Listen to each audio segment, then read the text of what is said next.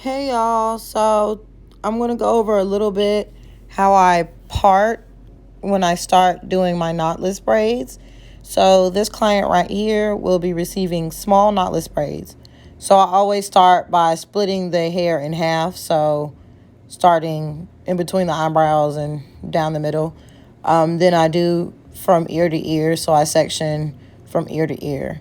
And then I do another from ear to ear on the back of the head. So I would say this part right here might be the most important part, because if this part is like not straight or going too far up the head or going too far down the head, it'll definitely show when you start to do the rest of the parts above it. So it's really imperative that you make sure that that part is straight.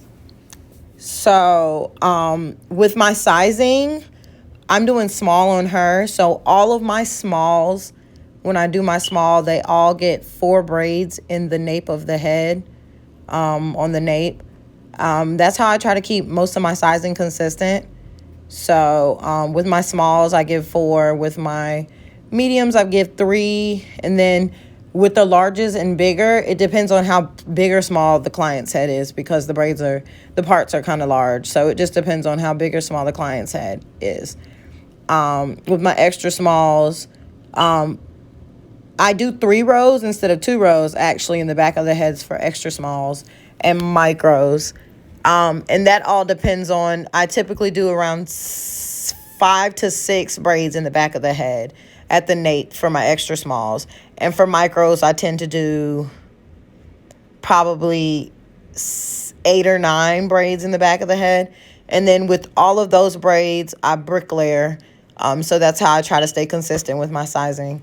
So like I said, this is the most important part on the head, I feel like, because if this one's not straight, like directly going straight across the back of the head, it'll definitely show when you start to part up at the top. I used to pre-part, y'all, but quite frankly, I feel like I do better with this method.